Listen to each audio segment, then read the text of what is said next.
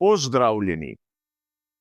Kakšna je prednost, ki jo ima Mercedes dvojni V17 pred konkurenco? In ali lahko pričakujemo podoben scenarij, kot smo ga gledali v sezoni 2023? Na to in še marsikatero drugo zanimivo vprašanje bomo skupaj skušali dobiti odgovor v naslednjih minutah.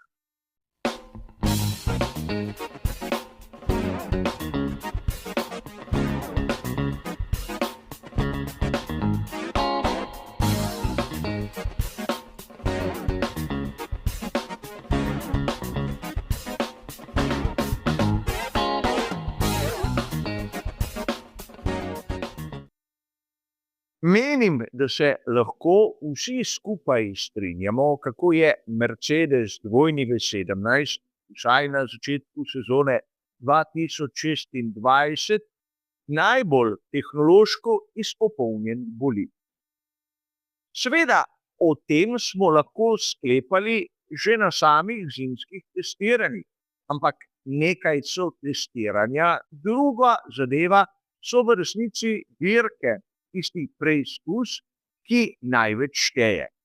In tu seveda pri Mercedesu so pokazali skorajda odlične predstave. Res, zmagali so vse 4 dirke za veliko nagrado, niso dosegli dvojnih zmag in tudi na sprintih niso bili popolni. Ampak, če smo iskreni, to niti ni toliko važno. Čeprav bi lahko nekateri trdili, kako so se na veliki nagradi Miamija nasprotniki približali, je treba povedati, da pri Mercedesu še niso imeli pravega posodobitvenega paketa. Res, drugi so se približali Mercedesu dvojni V17, ampak tisto, kar bi Mercedesa pognalo naprej, še ne prišlo na progo in videli bomo baje te izboljšave na veliki nagradi Kanada.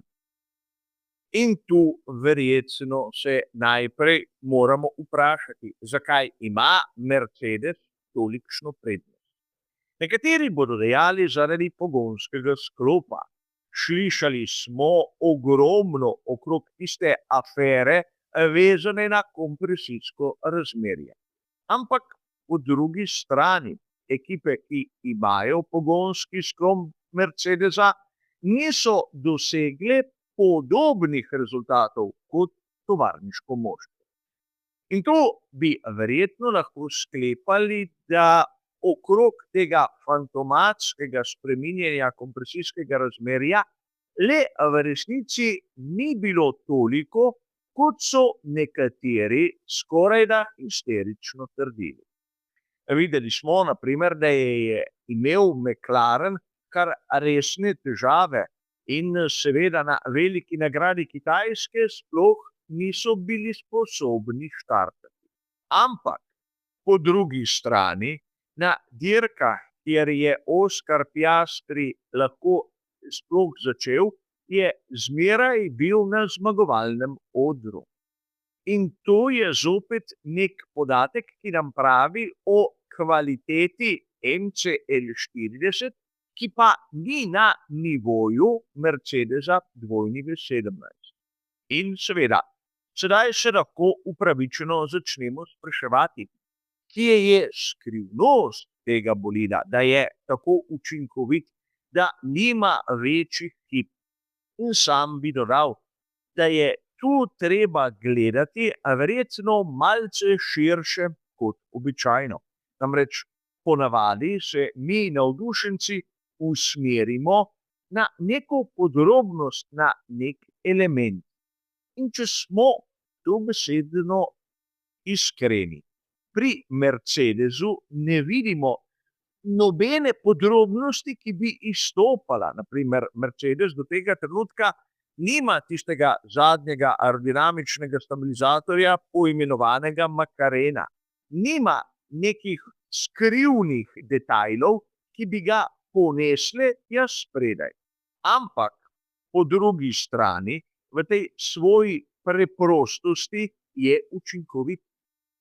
Namreč bolj kot to, da bi imel neke vrste skrivno orožje, so verjetno pri Mercedesu gledali na to, da je njihov bolid v povprečju dober, čeprav ima velikansko hibo in govorimo o štartu, posebej v primeru Andreja Kimija Antonellija.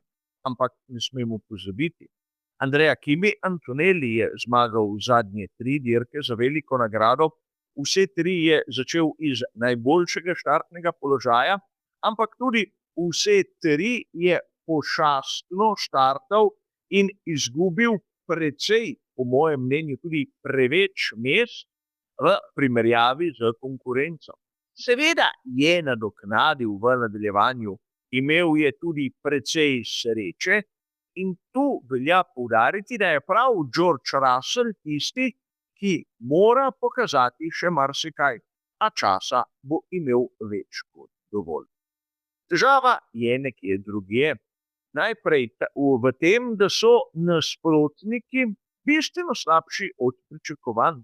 Prvi zasledovalci so po mojem skromnem videnju pri McLarenu. Nato imamo Ferrari in seveda malček v ozadju Red Bull. Težava je v tem, da kljub obsežnim posodobitvenim paketom, ki smo jih videli, niso prišli toliko blizu Mercedesu brez izboljšav, da bi lahko ogrozili resno zmago. Pustimo sedaj malce pri strani rezultat sprinta v Miamiju in dvojno zmago McLarena. Namreč na progi, takrat, ko to zares šteje, smo videli čisto drugačno sliko. In ko bodo pri Mercedesu vpeljali novosti, se bodo razdalje spet verjetno zopet povečale. In tu velja poudariti še enkrat, da je dvojni V17, vsaj po mojem mnenju, na pogled izjemno enostaven. Zanimivo je, kako ima ogromno elementov, predvsem tam na bočnih strukturah, premaknjeni proti prednji osi, za razliko od onega, kar vidimo pri Ferrariju, in da je mogoče prav ta premik težišča proti sprednjem delu tisti glavni pokazatelj, koliko so pri Mercedesu dali na samo okretnost, vodljivost bolida, medtem ko na primer pri Ferrariju so ogromno truda vložili na oprijem na zadnji osi, torej na pospeševanje kot tako. Dve različni filozofiji in zaenkrat, vsaj tako kažejo rezultati, je bila boljša ona, ki so jo izbrali pri Mercedesu. In sedaj vprašanje, se lahko ponovi podobna zgodba, kot smo jo gledali v sezoni 2023, ali če govorimo o Mercedesu, tista iz leta 2016. No, tu velja poudariti, da vsaj po mojem mnenju pri Mercedesu nimajo takšne prednosti, kot jo je imel Red Bull v sezoni 2023. Enostavno zato ne, ker Max Verstappen še zmeraj vozi za ekipo iz Milton Keynesa. Če se kdo malce bolj podrobno spomni sezone 2023, je bil Sergio Perez konkurenčen samo na prvih dirkah sezone, nato je začel hitro padati v ozadje in Max Verstappen je dosegal res neverjetno serijo zaporednih zmag. Razen velike nagrade Singapurja sta takrat voznika Red Bulla zmagala prav vse preostale dirke. Medtem ko leta 2016 smo videli praktično interni boj. Boj takrat med Lewisom Hamiltonom in Nickom Rosbergom. Kar je zanimivo, Rosberg je postal svetovni prvak tudi po spletu naključij. Namreč ne smemo pozabiti, da je ključna izguba točk za Lewisa Hamiltona prišla iz tehnične okvare, njegovega pogonskega sklopa Mercedes, če me spomin ne vara, takrat na veliki nagradi Malezije. A menim, da je prednost, ki jo ima letos Mercedes, vseeno nekoliko nižja. Videli bomo, kaj se bo zgodilo, če bo komu izmed zasledovalcev uspelo nekako oba Mercedesa potisniti v ozadje. Do sedaj jim je to uspelo dvakrat z Georgeom Russellom tudi po spletu okoliščin. Ampak videli smo, da Russell ni bil sposoben z takšno lahkoto priti vsaj na zmagovalni oder. Zato menim, da Mercedes bo zagotovo prvi favorit za osvojitev obeh naslovov, tako med vozniki kot med konstruktorji. Ampak po drugi strani, takšne prednosti, kot jo je imel Red Bull leta 2023, ne pričakujem. In tu se je treba vprašati, kaj se bo zgodilo, ko bo dovoljeno napraviti spremembe po pravilniku ADUO. Tu je treba povedati, da ADUO ni mišljen kot balance of power, temveč je mišljen kot neka možnost za motoriste, da popravijo svoje slabe projekte. Kot dobro veste, na veliki nagradi Kanade bodo ekipe začele verjetno rabiti svoj drugi letošnji pogonski sklop zaradi karakteristik proge. In seveda takoj zatem bomo izvedeli, kdo se bo lahko privoščil tiste spremembe, ki so recimo temu nujne. Ampak šele od tistega trenutka naprej se bo lahko začelo delati na teh spremembah.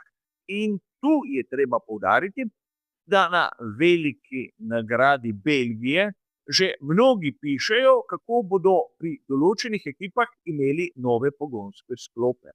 Meni se zdi velika nagrada Belgije tako daleč, da verjetno takrat bo zaostanek že presneto velik in da mnogi sistema ADUO sploh ne razumejo.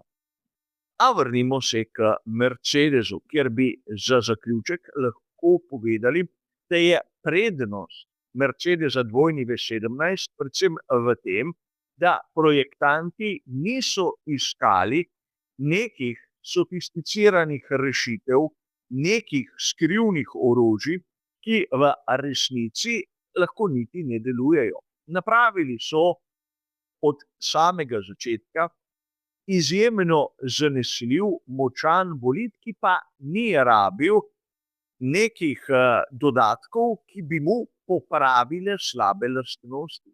In to je bistvo, napraviti dober bolid od začetka, brez iskanja nekih ekstremov, kot vidimo na primer pri Ferrariju z turbino z zmanjšanim presekom. Kar je zanimivo za publiko, o tem ni najmanjšega dvoma, ampak v resnici, kot nam kažejo rezultati, ne prinese tistega, kar bi si verjetno projektanti na koncu želeli. A toliko o tem. Hvala za vašo pozornost in nasvidenje.